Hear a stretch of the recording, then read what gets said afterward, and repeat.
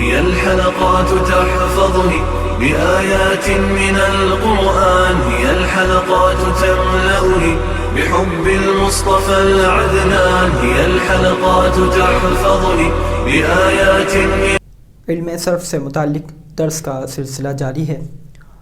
گزشتہ درس میں ہم نے ہفت اقسام کے بارے میں جانا تھا، یعنی ہم نے یہ جانا تھا کہ کلمہ جو ہے اس کے اندر حروف صحیحہ ہونے یا نہ ہونے کے اعتبار سے جو تقسیمات کی جاتی ہیں وہ کیا ہیں۔ تو ہم نے اس میں پڑھا تھا صحیح، محموز، مضاعف اور معتل۔ تو تھوڑی بہت مزید گفتگو آج معتل پہ ہی کرنے کا ارادہ ہے، چونکہ معتل کی مثالیں تو ذکر کی تھیں، لیکن چونکہ اس کی اقسام بہت زیادہ بنتی ہیں، اس لیے کوشش کر رہے ہیں کہ اس کو تھوڑا مزید واضح کرنے کی کوشش کریں۔ معتل وہ کلمہ جس کے اندر ہمارے پاس کوئی حرف علت ہے، وہ کلمہ کہ جس کے حرف اصلیہ میں کوئی حرف علت ہو۔ حرف علت 3 تھے، واو، الف، یا۔ تو حرف اصلیہ کے اندر کوئی حرف علت ہو تو ہم اسے معتل کہتے ہیں، اور ہم نے اس کے بارے میں کچھ جان لیا تھا۔ مزید کچھ باتیں، کچھ وضاحتیں آج کے درس میں ہم کریں گے۔ معتل کی ابتداء ہمارے پاس 2 قسمیں بنتی ہیں، معتل بیک حرف اور معتل بدو حرف۔ یہ ہمارے پاس معتل بیک حرف ہے، تو معتل بیک حرف پورا نام لکھا جاتا ہے معتل بیک حرف، اور اسی طریقے سے اس کا نام بھی پورا یوں لکھا جاتا ہے معتل بدو حرف۔ کیا تعریف یوں کی جاتی ہے یا سوال یوں کیا جاتا ہے کہ معتل بیک حرف کسے کہتے ہیں؟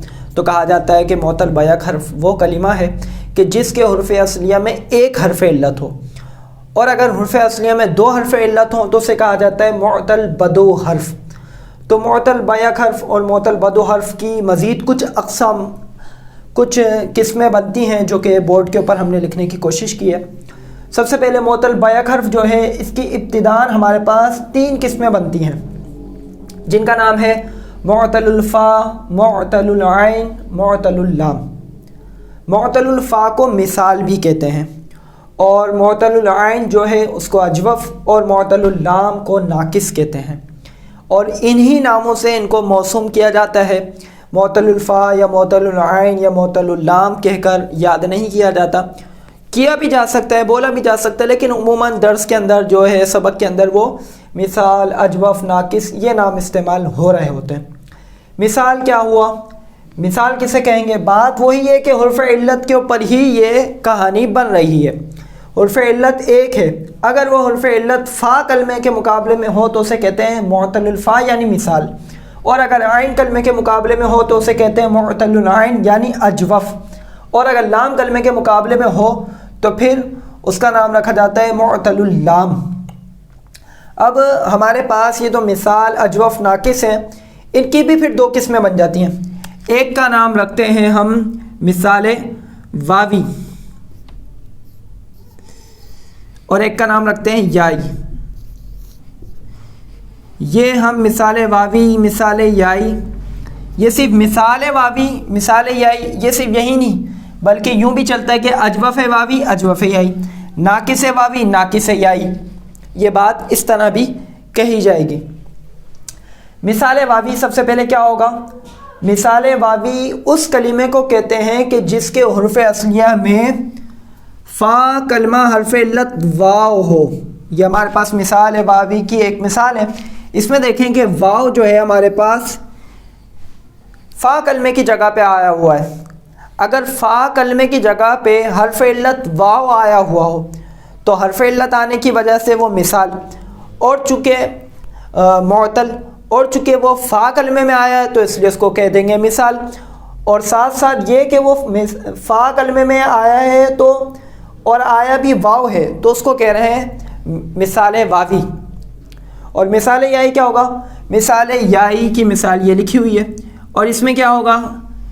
اگر فا کلمے کی ہی جگہ پر یا آ رہا ہو، یعنی وہ کلمہ کہ جس کے حرف اصلیہ میں فا کلمہ حرف علت یا ہو، وہ کہلاتا ہے مثال یائی۔ جیسے یسر، مثال واوی کی مثال تھی وصل، اور مثال یائی کی مثال ایک لکھی ہوئی ہے یسر۔ تو فا کلمے میں جب واو واقع ہوا تو اسے کہا مثال واوی، اور جب یا واقع ہوا تو اسے کہا مثال یائی. یہ تھوڑا بہت مثال کا تھوڑی بہت اس کی وضاحت تھی. یہی وضاحت اجوف میں بھی چلتی ہے. اجوف کیا ہے؟ اجوف وہ کلمہ کہ جس کے عین کلمے میں حرف علت واقع ہو. اب اگر حرف علت واو واقع ہوا ہوگا تو اسے کہہ دیتے ہیں اجوف واوی. اجوف کے ساتھ آپ نے واوی ایڈ کر دینا ہے کہ اجوف واوی. اور اگر یا واقع ہو تو اسے کہہ دینا ہے اجوف یائی. تو یہاں پہ مثال دیکھیں, یہاں پہ عین کلمے میں فا عین لام ہم نے وزن کرنے کے لیے حروف کا انتخاب کیا ہوا ہے یعنی صرفیوں نے. تو عین کلمے کے مقابلے میں جو آ رہا ہوتا ہے اسے کہتے ہیں ہم عین کلمہ. تو یہاں پر جو واو ہے وہ عین کلمے کے مقام پر واقع ہوا تو اسے کہیں گے اجوف واوی, کیونکہ واو ہے عین کلمے میں. اور یا اگر واقع ہو تو اسے کہیں گے اجوف یائی. جیسے کہ یہ بیع لفظ ہمارے پاس لکھا ہوا ہے تو اس میں کیا ہے, یا کلمہ جو ہے وہ حرف علت یا عین کلمے میں واقع ہوا ہے, اس لیے اس کو کہیں گے اجوف, کیونکہ عین کلمے میں واقع ہوا. لیکن چونکہ یا ہے تو اس لیے اس کا پورا نام بنے گا اجوف یائی. خلاصہ یہ کہ اگر عین کلمے میں حرف علت واو واقع ہو تو وہ اجوف واوی, اور اگر یا واقع ہو تو اس کو کہیں گے اجوف یائی. معتل اللام کیا ہے؟ معتل اللام وہ کلمہ کہ جس کے عرف اصلیہ میں لام کلمہ حرف علت ہو. اب اگر حرف علت جو ہے لام کلمے میں واقع ہونے والا حرف علت اگر واو ہو تو اسے کہیں گے ناقص, پیچھے کیا تھا واوی, تو یہاں پہ کیا ہوگا ناقص واوی. اس کی مثال کیا ہے محون. اور اگر لام کلمے میں واقع ہونے والا حرف علت یا ہو تو کیا بنے گا وہ مثال یائی, جیسے رمیون. تو یہ ہمارے پاس معتل بیک حرف کی 3 اقسام ہیں اور ان کی پھر مزید 6 قسمیں, گویا کہ 6 قسموں میں ان کو تقسیم کیا گیا. تو اس طرح سے ان کے نام بنیں گے مثال واوی, مثال یائی, اجوف واوی, اجوف یائی, ناقص واوی, ناقص یائی. یہ 6 قسمیں پھر معتل بیک حرف کی ہمارے پاس بن جاتی ہیں جو ہمارے سامنے کچھ موجود بھی ہیں. معتل بدو حرف جو ہے وہ کیا ہے؟ معتل بدو حرف جس کے اندر 2 حروف علت ہیں. اب یہ 2 حروف علت کلمے میں جب واقع ہوئے ہیں تو بنا وہ معتل. لیکن معتل بھی کس طریقے سے بنا ہے کہ 2 حرف علت کے ساتھ, تو اس کو کہہ رہے ہیں معتل بدو حرف. اب یہ معتل بدو حرف جو ہے اس میں دونوں حروف یا تو ایک ساتھ ہوں گے یا جدا جدا ہوں گے, ان میں فاصلہ ہے یا فاصلہ نہیں ہے.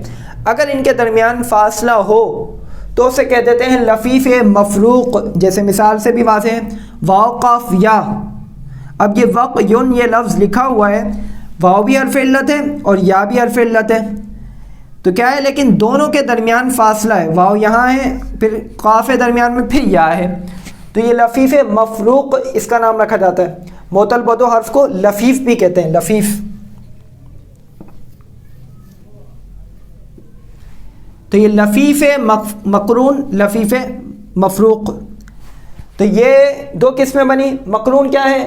وہ کلمہ کہ جس کے عرف اصلیہ میں 2 حرف علت واقع ہوں اور دونوں کے درمیان فاصلہ نہ ہو. جیسے کہ یہ یا جو ہے یہ اصل میں یہ یوں ہے, ایک یا 2 یا, 2 یا ایک ساتھ ہیں یہاں پہ. جیسے اس کی گردان پڑی جاتی ہے تو نوا گردان ہے, واو بھی ہے یہاں پر اور یا بھی ہے, لیکن دونوں ہیں ایک ساتھ. تو اس لیے یہ کیا مثال ہے؟ لفیف مقرون کی یہ مثال ہے ہمارے پاس. اب یہ تھا معتل کے سبق کی کچھ وضاحت. مزید بھی کلمے کی جو ہے وہ تقسیم کا سلسلہ وہ جاری رہے گا. اس سبق کو آپ پچھلے سبق کے ساتھ ہی سمجھنے کی یا اس کے ساتھ ملا کر دیکھنے کی کوشش کیجئے جو سبق نمبر 5 ہم نے بیان کیا تھا. اللہ تبارک و تعالی صحیح طور پر سمجھنے یاد رکھنے کی توفیق و سعادت عطا فرمائے. آمین بجاہ النبی الامین صلی اللہ علیہ وآلہ وسلم.